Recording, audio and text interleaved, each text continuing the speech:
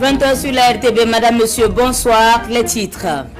Le gouvernement sur le site du drame de Barsalgo, message de compassion à la population meurtrie, de condoléances aux familles éplorées et d'encouragement aux forces combattantes.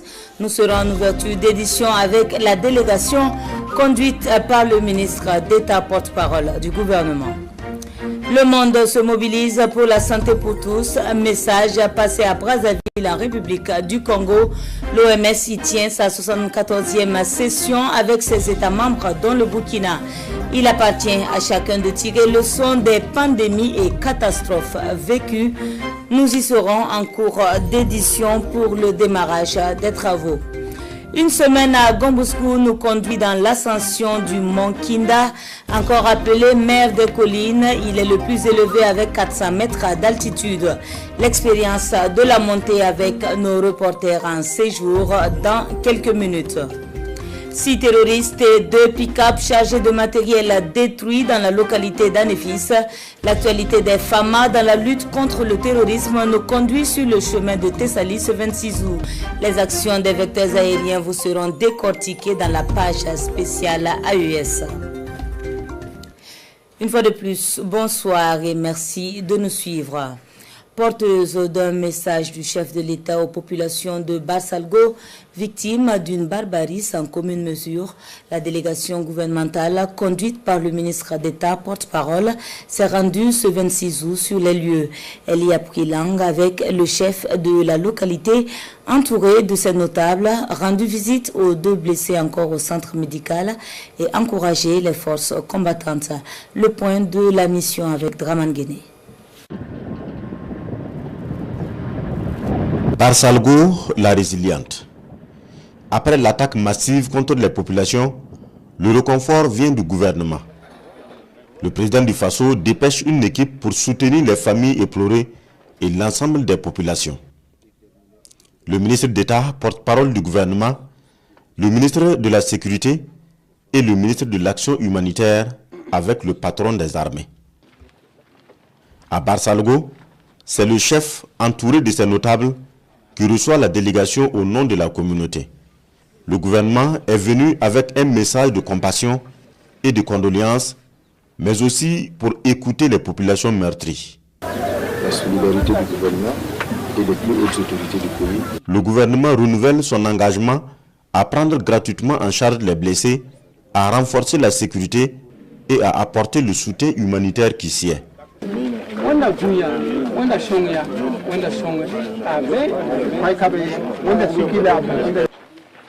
Après le palais, cap sur le centre médical. L'équipe soignante est au grand complet. Seulement 2 blessés sont encore hospitalisés. La grande majorité est libérée et les plus graves évacués. La délégation ministérielle a aussi rencontré les combattants. Ce sont principalement les hommes du détachement et les renforts déployés depuis l'attaque pour les différentes opérations. Des prières pour le repos des âmes des disparus et des messages qui galvanisent. C'est une guerre de longue haleine. Nous y sommes depuis pratiquement bientôt 10 ans. Mais ce n'est que ces 2 dernières années que véritablement nous faisons la guerre. On a eu de grands résultats. Il y a beaucoup de villages qui ont été réinstallés. Les gens ont commencé à travailler, à cultiver leurs champs. Mais sachez que ça ne plaît pas à l'ennemi. Et l'ennemi aussi affûte ses armes. Donc mettez le cap. Et je vous dis aussi d'être convaincu dans vos têtes qu'on va gagner la guerre. C'est très important. La conviction est très très importante dans cette situation.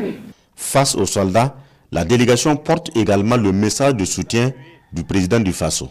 Quand c'est difficile, quand c'est chaud, et que tout le monde est en train de fuir, vous partez vers l'ennemi, vous partez faire face pour défendre le territoire et surtout pour défendre la vie de vos frères, de vos sœurs, de vos mamans et de vos pères.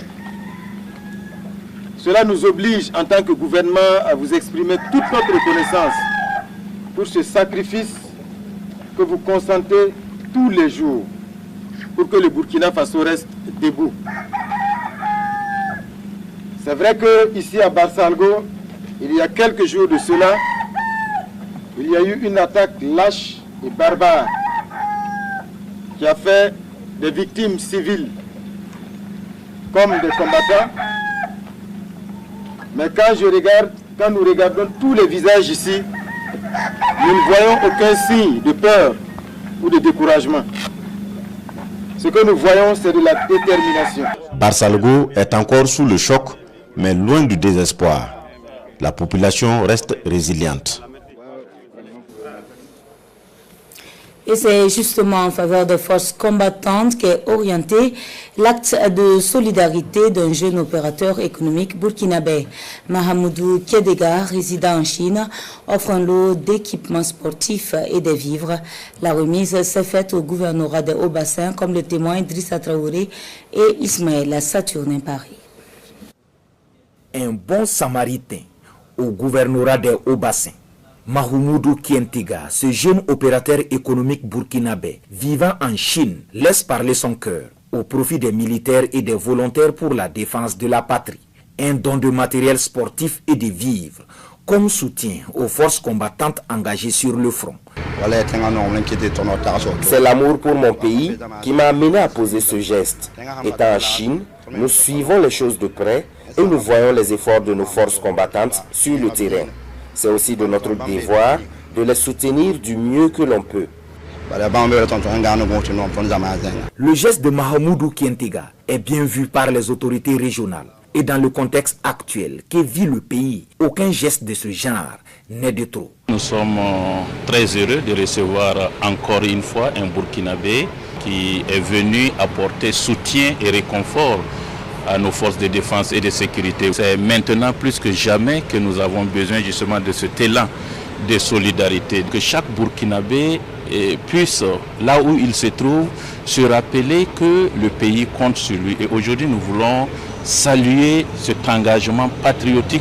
Cela signifie que l'appel du chef de l'État a été attendu au-delà de nos frontières et que chaque Burkinabé, où qu'il se trouve, avec ce qu'il a, peut aider à booster le moral des forces combattantes sur le terrain. Le don est composé de riz, d'imperméables, de survêtements, de maillots et de thé, d'une valeur de plus de 4 millions de nos francs. Le donateur promet que d'autres initiatives viendront consolider cette œuvre qu'il vient d'entamer. L'association ATFEO, elle, marque son intérêt pour les orphelins et veuves des personnes déplacées dans la ville de Gawa. À leur profit, l'association à but non lucratif a organisé une journée de solidarité portée par des consultations médicales, une plantation d'arbres et un repas communautaire. Le compte rendu de l'événement avec Amidou Kipsi-Nana. Des veuves, des orphelins et des enfants issus de familles déplacées internes en consultation médicale à l'école primaire Yumpi de Gawa. L'initiative est de l'atelier d'éducation et de formation des enfants orphelins ATFEO, une association à but non lucratif. L'atelier offre également des médicaments et un repas communautaire aux personnes vulnérables à travers une journée de solidarité. L'événement est ponctué d'une plantation d'arbustes dans l'enceinte de l'établissement afin de sauvegarder l'environnement. Pour cette journée de solidarité, nous avons eu à faire des activités, par exemple comme le reboisement que vous avez vu, la plantation des arbres. Et nous avons aussi une consultation ici que nous faisons pour la santé des enfants. Et nous avons d'autres activités, par exemple, pour que les enfants puissent s'épanouir. Donc, nous avons organisé cette activité vraiment pour valoriser la présence de l'orphelin parmi nous et aussi inviter les gens à être au courant que ces enfants ne doivent pas être délaissés. Cette journée de solidarité se tient dans le cadre de la mise en œuvre des activités 2024 de l'atelier d'éducation et de formation des enfants orphelins.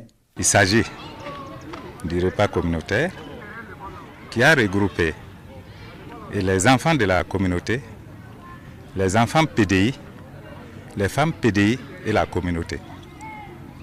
Alors c'est une activité qui concourt à la cohésion sociale, qui concourt également à créer des valeurs de solidarité entre les enfants et les différentes couches. L'autre activité, il s'agit des visites médicales au profit des personnes vulnérables. Vous savez, nous sommes à une période de palu et déjà prendre en compte cette dimension et permettre aux personnes vulnérables de bénéficier en tout cas de soins préventifs, je pense que cela est aussi à saluer. Créé en novembre 2008, l'atelier d'éducation et de formation des enfants orphelins promet des études d'action conduisant à une meilleure insertion socio-économique et culturelle des orphelins. Ces dernières années, la TFO intègre le volet prise en charge des déplacés internes. Cap sur le Congo pour la 74e session Afrique de l'OMS. Décideurs et experts en santé publique sont réunis pour 5 jours de travaux. Ils sont d'ores et déjà interpellés sur les leçons à tirer des catastrophes et épidémies pour une amélioration de leur système de santé. Le démarrage a été présidé par le chef de l'État congolais. Le point avec Oumou Cissé. 74e session régionale de l'OMS pour l'Afrique, ici à Brazzaville, en République du Congo. Le renforcement des systèmes de santé de tous les pays membres de l'OMS de la région Afrique demeure un défi. Et tous ici, décideurs et experts en santé publique, sont unanimes qu'il est temps de se mobiliser pour la santé pour tout le monde. Tirer les leçons de toutes les épidémies et catastrophes vécues.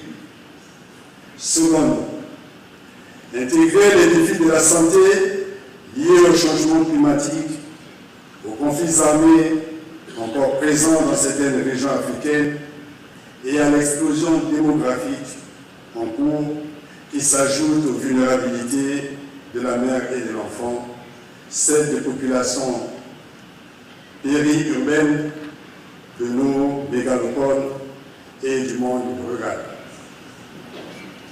Tierce, réaffirmer avec plus de conviction et de détermination les enjeux de la couverture sanitaire universelle et des soins de santé primaires.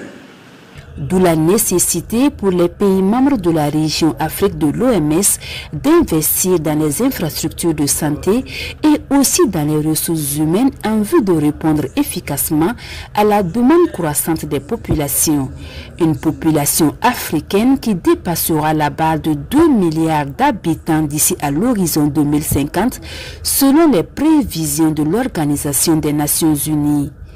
Une telle évolution démographique constituera un atout primordial pour le développement du continent à travers la disponibilité d'un important capital humain.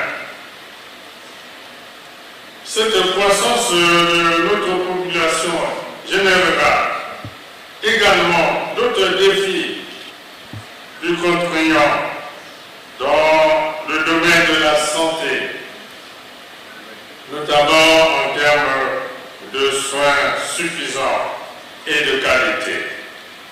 Et pour son engagement à la promotion de la santé dans son pays et aussi pour avoir soutenu les efforts de l'OMS dans l'ensemble de la région Afrique, une distinction est remise au président Denis Sassou Nguesso. Un rappel, c'est depuis 1952 que Brazzaville abrite le bureau régional de l'OMS pour l'Afrique. Toujours hors de chez nous, le Burkina est à l'honneur au forum Boao sur la coopération et le développement de l'industrie verte. Consacré aux multinationales, le pays des hommes intègres a fait sensation dans la mise en exergue de ses potentialités et possibilités. On en apprend plus avec Christine Koulibaly. Wow. C'est dans ce bourg déclaré zone d'opération zéro carbone et vitrine de l'engagement de la Chine dans la lutte contre le changement climatique qu'autorités chinoises, experts de l'économie verte et responsables de multinationales ont pris rendez-vous. Comment transformer le carbone en ressource, en un atout? Comment faire de lui une valeur ajoutée d'entreprise? À la recherche de solutions pour une meilleure santé de la planète bleue, notre maison commune, honneur est fait au Burkina Faso, pays invité d'honneur du forum. Saisis l'occasion pour appeler le monde des affaires chinois et les multinationales à orienter les investissements dans l'industrie verte au Burkina Faso, où les bases et les conditions sont propices. Au sortir d'une crise complexe, mon pays doit se reconstruire et devenir une vitrine économique en Afrique et dans le monde. Cette reconstruction, nous allons la faire avec nos amis dont l'histoire de développement est similaire à la nôtre. Les domaines d'investissement sont aussi variés qu'attrayants, des mines industrielles aux infrastructures en passant par l'énergie, l'agrobusiness. Les industries modernes de Burkina Faso est une terre d'accueil pour fructifier vos affaires. Le Burkina Faso n'a donc pas boudé cette tribune pour vendre sa destination aux investisseurs et multinationales chinoises et venus d'autres contrées. Objectif atteint donc pour M. Li, co-organisateur du forum, qui veut ainsi matérialiser son attachement à sa seconde patrie. En tant que conseiller spécial auprès du président du Faso et en tant que Burkinabé, moi je pense que je ressens ma responsabilité de promouvoir mon pays et de faire connaître mon pays par la Chine. Depuis sa rencontre avec une délégation burkinabé en 2018, l'homme d'affaires chinois, qui affiche fièrement son appartenance au pays des hommes intègres, multiplie les déplacements dans son pays adoptif, avec à la clé plusieurs investissements réalisés. Et juste après ce journal, vous pourrez suivre votre émission Tribune de redevabilité qui reçoit ce soir la ministre de la Transition digitale, des postes et des communications électroniques. Aminata Zerbo Saban va dresser le bilan des actions entreprises au sein de son département pour développer et améliorer les infrastructures et la connectivité au Burkina. Il sera aussi question de la dématérialisation des procédures ainsi que des initiatives mises en œuvre pour améliorer le service postal. Tribune de redevabilité, c'est donc tout à l'heure à 21h avec à la présentation Aboubakar Sayon. Suite de cette édition à l'université Joseph Kizerbo, ce sont les capacités des doctorants qui sont renforcées au travers d'un atelier. La session inclut les jeunes enseignants-chercheurs et chercheurs des universités du Burkina. Le projet vise à faire progresser la recherche et l'action politique en matière de sécurité alimentaire. Césaire Carfo et Romuald Patrice Toui. Doctorants, jeunes enseignants, chercheurs et chercheurs des universités du Burkina, en réflexion ici à Ouagadougou. Ces participants échangent notamment sur comment mobiliser des fonds pour le financement de la recherche et le fonctionnement des institutions universitaires au Burkina Faso. Lorsque nous avons des compétitions à l'international pour rechercher des financements, à chaque fois nous voyons que nous avons un peu des limites. Et ces limites-là, c'est dû à quoi? C'est dû à la compréhension de comment rédiger les projets pour les avoir. Il s'agira de voir ensemble comment on peut donner un contenu de formation pour permettre aux doctorants et aux jeunes chercheurs de pouvoir compétir aussi bien au niveau national qu'au niveau international pour la mobilisation de fonds compétitifs afin de mener la recherche. L'atelier s'inscrit dans le cadre du projet de renforcement des capacités des chercheurs et des étudiants du 3e cycle pour faire progresser la recherche et l'action politique en matière de sécurité alimentaire au Burkina Faso.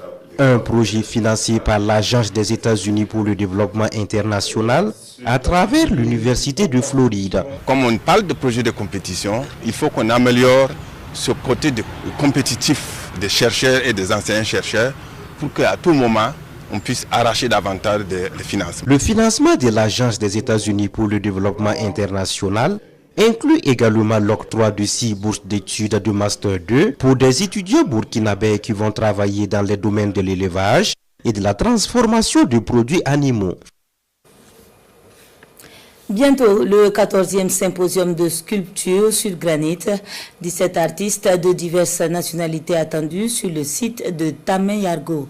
Un commissariat de 6 membres est d'ores et déjà mis en place pour la conduite de l'organisation.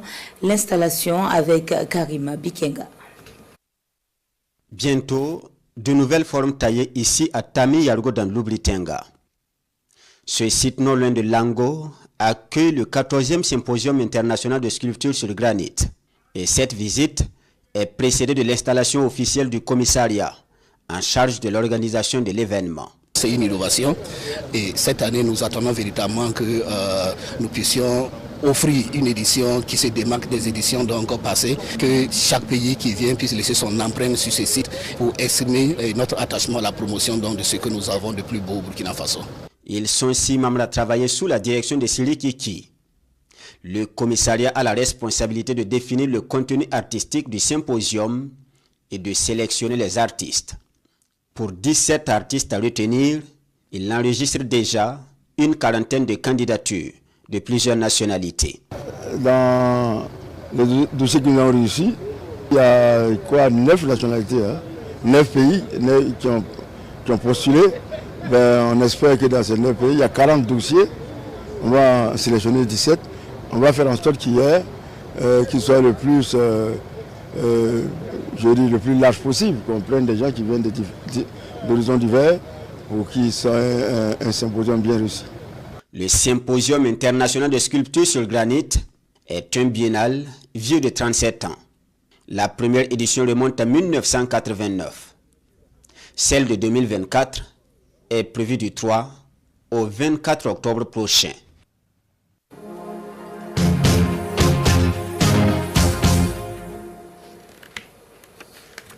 Ce qui nous ouvre l'accès à Gombouskou où se poursuit notre aventure d'une semaine. Rasman Ezoundi et Karim Bikenga nous invitent à l'ascension du mont le plus élevé de la commune. Le mont Kinda, au mer des collines, 400 mètres d'altitude, offrant une vue complète des 3 cantons de la commune. Vivons donc l'expérience. Gombouskou, une commune caractérisée entre autres par son relief accidenté.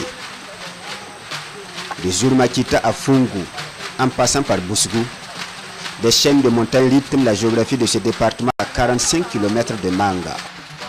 L'un des monts les plus emblématiques est celui-ci, le mont Kinda, en langue bissa qui veut dire la mer des collines.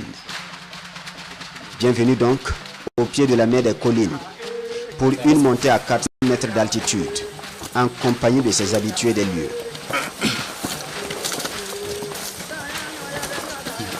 Alors que la fatigue commence à se faire sentir, un écriteau, courage, un soutien moral, mais aussi un message adressé aux grimpeurs. Le sommet n'est plus loin, il faut juste un peu plus d'effort.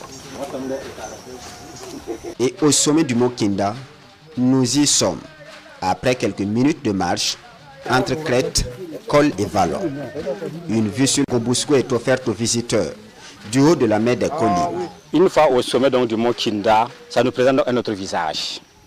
On voit donc les concessions, les différentes les voies, comme si c'est à quelques mètres de nous.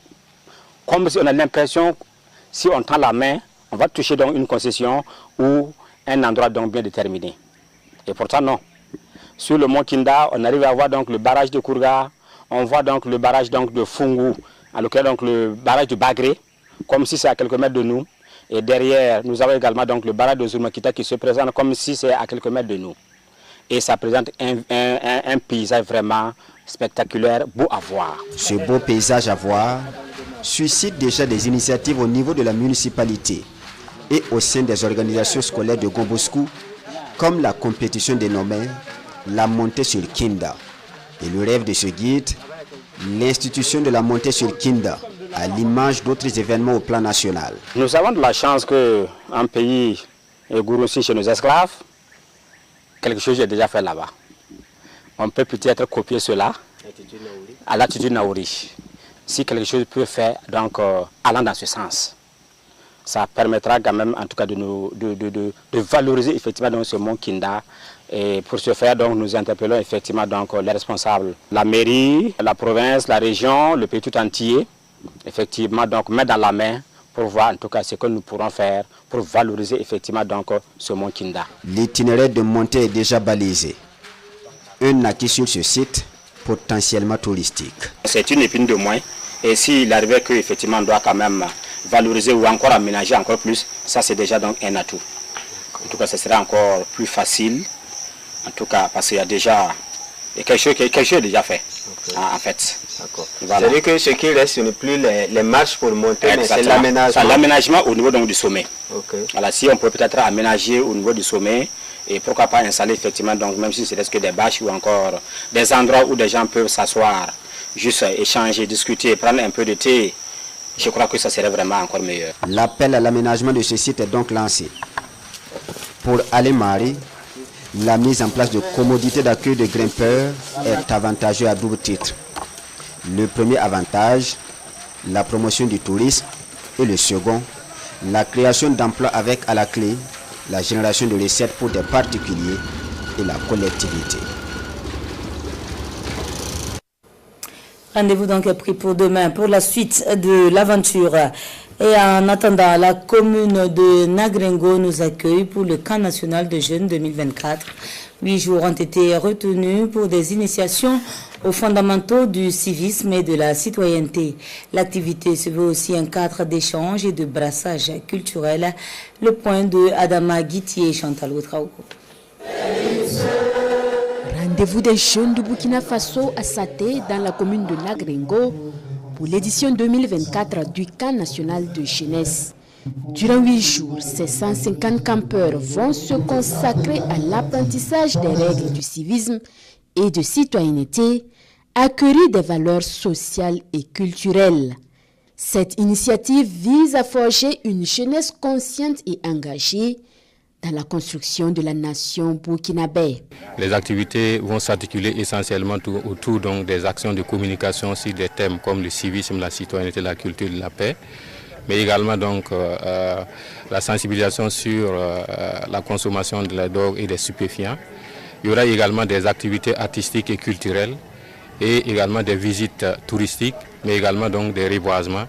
Et au sortir donc de ces camps, nous attendons donc vraiment donc que les jeunes soient suffisamment outillés. Il accorde une importance particulière pour toutes les questions de la jeunesse et le département s'est doté même d'une stratégie de jeunesse comme je l'ai annoncé. Donc c'est pour dire que on fait une place d'honneur. On accorde de l'importance à toutes les questions de développement et de prise en charge de la jeunesse. Une occasion de brassage entre jeunes, une véritable école de vie pour ces participants issus de milieux divers. Nous voyons que grâce à ce camp, nous allons plus apprendre à nous intégrer dans la société, avoir l'esprit de solidarité, pour que nous puissions nous aussi nous engager parce que nous sommes l'avenir du pays. Le camp national de jeunesse 2024 se tient sous le thème jeunesse engagée et solidaire pour la paix et la cohésion au Burkina Faso. Il s'inscrit dans la vision du chef de l'État de façonner une jeunesse responsable, actrice du changement et de nouvelles dynamiques. Message de citoyenneté bien assimilé pour l'Alliance citoyenne pour le développement qui lance officiellement le début de ses activités. L'ACD est née d'un regroupement de personnes partageant une vision commune du développement socio-économique et politique. Plus de détails avec Nong Bakouda et Moussaki.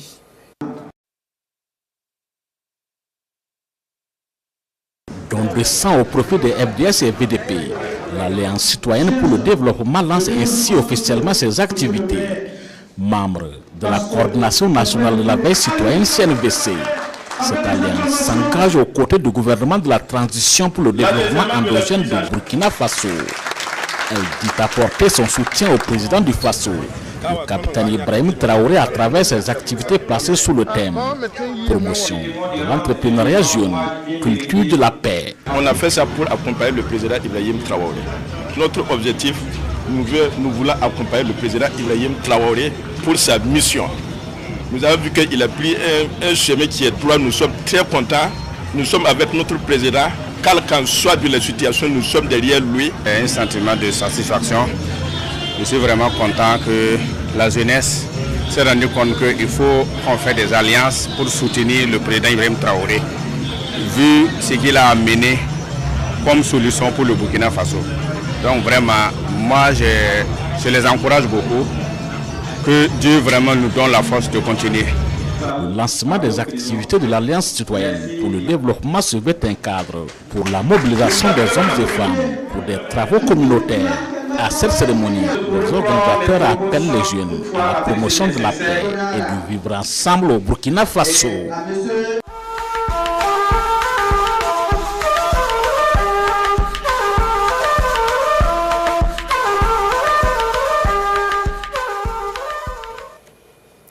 Les actualités US à présent avec les actions des FAMA au Mali.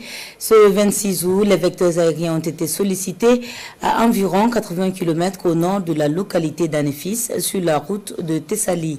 Au bilan, 6 terroristes neutralisés ainsi que 2 véhicules tout-terrain chargés de matériel de guerre. Les détails avec Abdoulaye Assakou.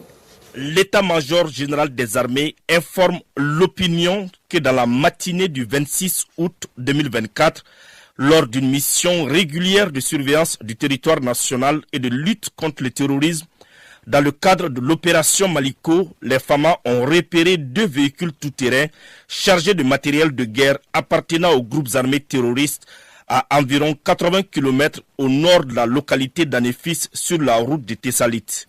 Après une longue surveillance et des recoupements de renseignements de plusieurs types, l'attitude hostile des véhicules a été confirmée.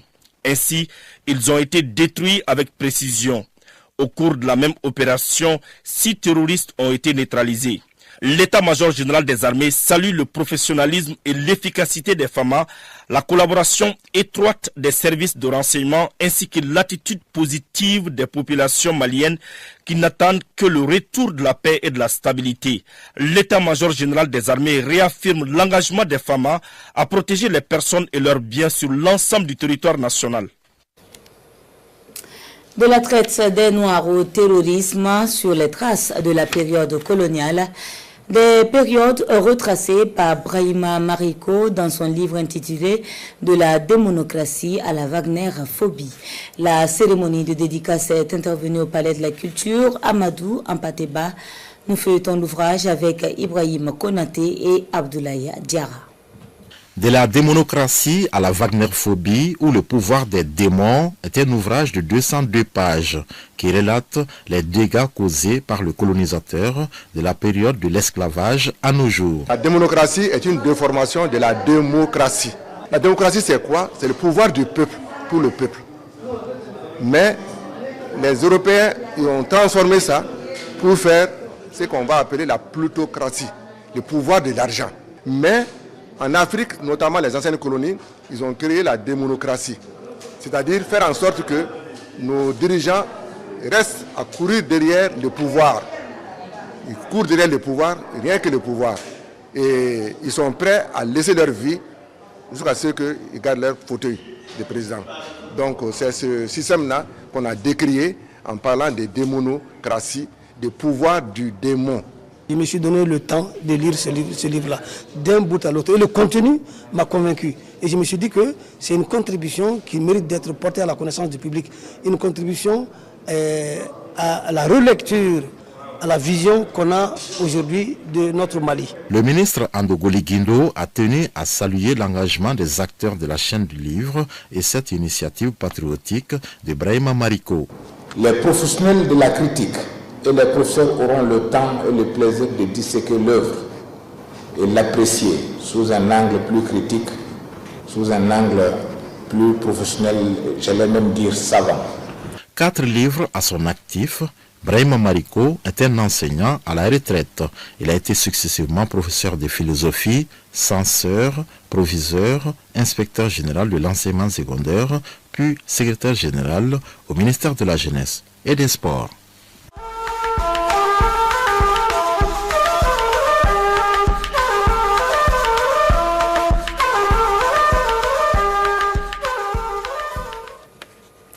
Dans la suite de l'actualité, une cinquantaine d'arbres de diverses espèces mis en terre dans le quartier Bassinko de la ville de Ouagadougou. L'opération a consisté à planter des arbres dans une réserve dans l'optique de revertir à l'environnement. Le témoignage de Karim Bikenga. L'association Aide et Agile Utile en plein reboisement à Bassinko. Une cinquantaine de plantes d'espèces diverses sont mises en terre en collaboration avec la Fondation Gopaga. Objectif, contribuer au reverdissement du Faso par une approche communautaire. Pour ce reboisement, on a voulu que ça soit une approche communautaire, donc planter devant des concessions, planter aussi sur une réserve afin que les riverains puissent s'impliquer dans l'entretien de ces plantes-là. Parce que le tout n'est pas que de planter, mais surtout de planter utiles et de pouvoir l'entretenir.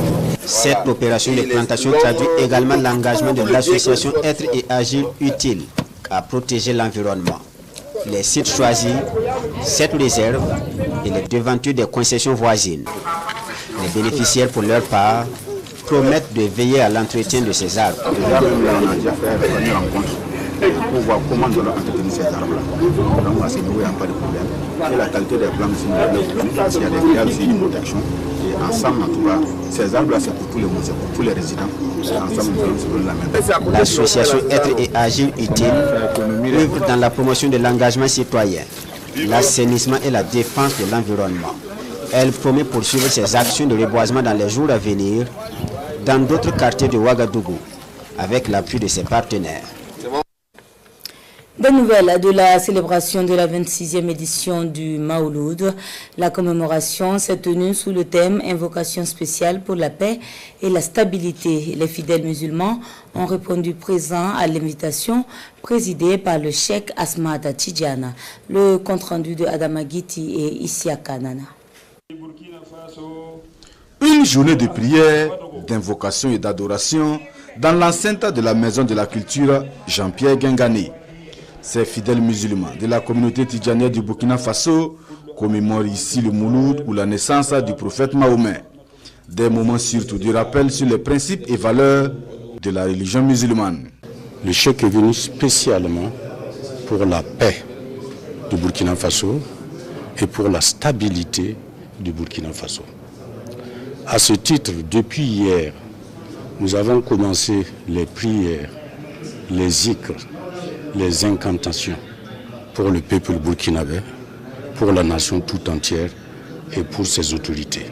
Aux côtés des fidèles de la communauté tidjanienne, des autorités politiques, coutumières et autres guides religieux du Burkina Faso et d'ailleurs, tous implorent Allah pour la paix, la sécurité et la stabilité au pays des hommes intègres. Nous disons merci au cheikh du Sénégal pour les prières, pour les doigts. Nous prions maintenant Dieu, que Dieu exauce nos prières pour que le Burkina Faso puisse recouvrer l'intégralité de son territoire, Inch'Allah. Le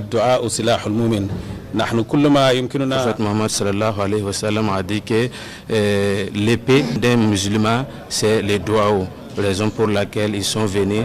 La paix au Burkina Faso, ça préoccupe et aussi donc tout le monde doit prier en Afrique ici pour que la paix et la stabilité reviennent au Burkina Faso.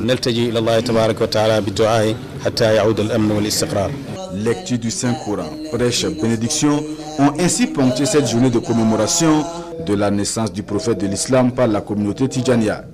Une commémoration couplée d'une conférence publique animée par Cheikh Mohamed Mahi Aliou Cissé du Sénégal autour du thème principal « Invocation spéciale pour le retour de la paix et la stabilité au Burkina Faso ». Et c'est ce qui referme cette édition. Merci à vous de nous avoir suivis. Tout à l'heure à 21h, tribune de redevabilité avec la ministre de la Transition digitale et l'animation sera assurée par Aboubakar Sagnon. Moi je vous dis à demain, Dieu voulant. Bonsoir.